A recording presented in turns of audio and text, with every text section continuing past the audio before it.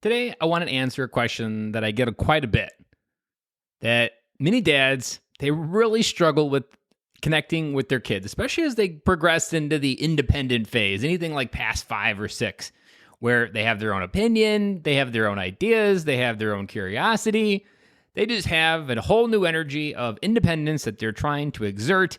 And whether that be a 7-year-old or whether it be a teenager, the energy never really changes. They are still trying to exert their independence from the parenting, and it either creates a friction or it creates this dichotomy that you want to connect, but you never feel like you have permission to.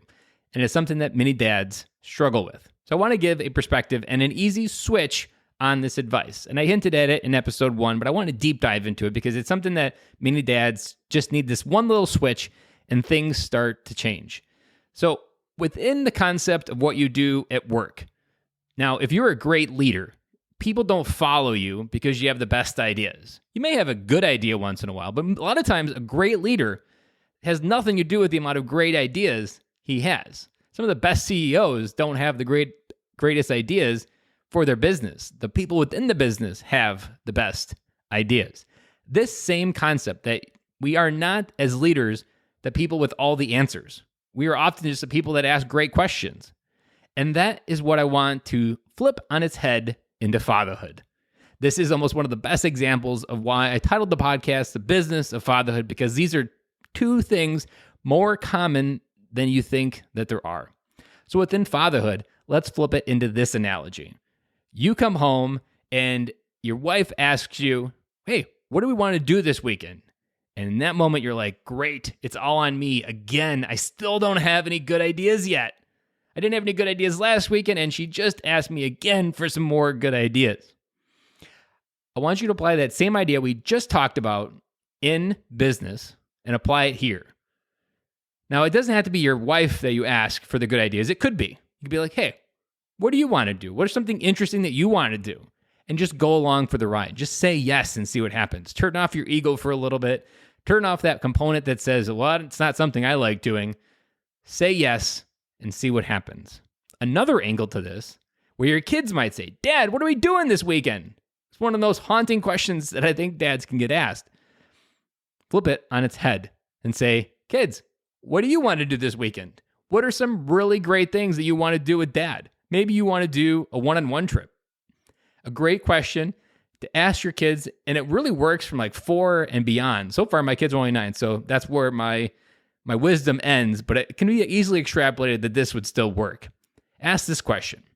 What are some things that you wish you and I did more of? Or what are some of the things that you and I have done that you wish we did more often? Those are 2 great questions. And just like a CEO asking a great question, seeking feedback to get an idea to really understand what's at the core and then help give it some room to grow and maybe a little bit of wind, and you can help make it happen. In these particular cases, it is not you coming up with the idea. You're actually letting the idea, you're valuing your kid's opinion, because that is a huge component when a father can enter their kid's life and say, I value what you think and the ideas that you come up with, and I'd like to try a few. What do you got? In that case, it's not all on you, it's on them. And whether you have girls or boys and you struggle to connect with either one of these, ask the question. Because in this particular case, there's 2 big things that start to happen. One, maybe your kids are completely different than you. And you're like, I question whether you're actually my kid sometimes because we are so different. It doesn't really matter, is what I wanted to tell you in this particular case. With this particular viewpoint and this strategy, you are going to be able to, 1, build a deeper connection to them with their interests. Because that is a huge component of understanding, why is this so important to you? Maybe you have a 12-year-old that loves music and you hate music.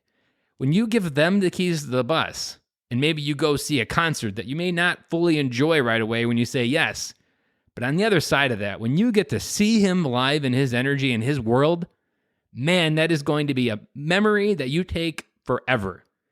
And when you can understand your kids, when you can help truly see who they are, that will magnify your ability to truly love who they are. Even in the times when it's really hard, or really when it's times when they're feeling a little bit weak and they need you to really reaffirm them.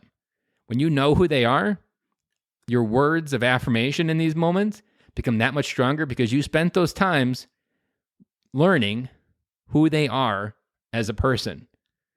And I'm here to tell you those small little twists and those small little insights will magnify your ability to be a better dad, just like it does at work.